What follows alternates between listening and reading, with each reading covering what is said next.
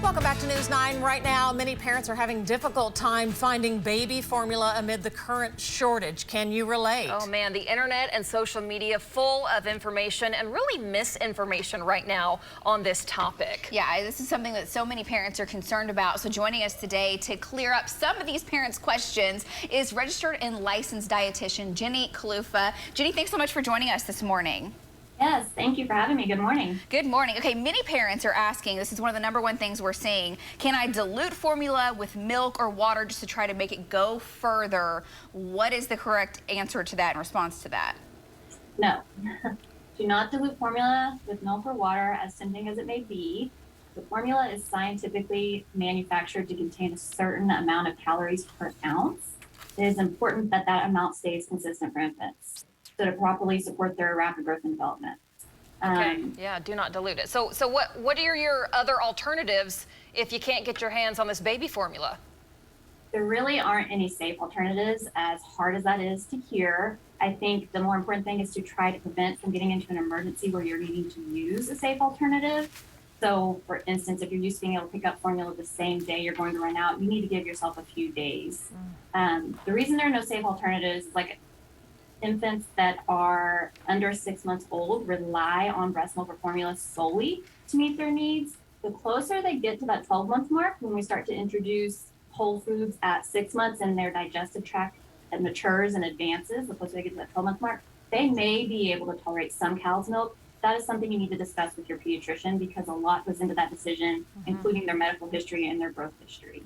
And Jenny, it does seem like the messaging can be so confusing, but what about other things like goat's milk? Does that have enough nutrients? Is that something that parents, if they're in a bind, should explore? What do you tell parents?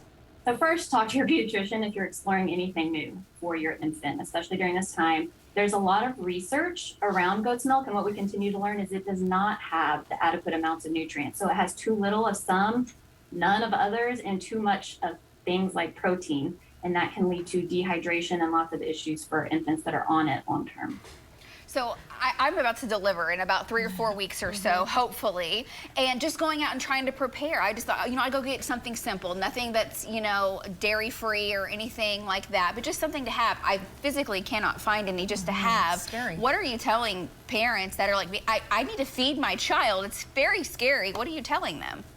So it gets a little personal, but I would encourage you to explore breastfeeding. There are breastfeeding peer counselors and specialists in the hospital, so most likely wherever you're delivering will have somebody. Give it a try. If you're unable to breastfeed, deal with the formula at that point. The hospital will have some for you.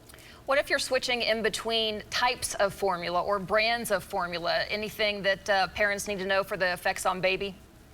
So the greatest risk of switching formulas falls more with those infants and toddlers in a specialty formula because of a medical diagnosis. So if they're on a very special formula, and I know that is a huge challenge we're facing right now as a nation. But if your child typically tolerates whatever general formula they're on, they should be able to transition formula to formula well.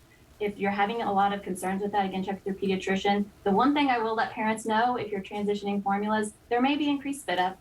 Babies do spit up, and as inconvenient as it may be, as long as they are hitting those marks on those growth charts and gaining weight appropriately, they're getting everything they need. You just might have to change their clothes a little more often. All right, Jenny, thanks so much. Great insight. We have, a lot of mothers that have children, but there's a lot of new mothers out there. And, that's the one thing it seems like when you have a newborn, you're just wanting to make sure you're doing everything possible. So much information. In feeding your child, yeah. Want to make sure that folks watching know that Infant Crisis Services, they have formula, call them. Also, the Oklahoma Breast Milk Bank, a lot of people are donating their unused breast milk to that right now, so there are some options here locally. Yeah, it's a scary situation. It is, and you're so fearful as a new mom. You got that 6-month and older baby, all the things that can go wrong, and then to not be able to have this readily available. To worry about food. Yes. Yeah, absolutely.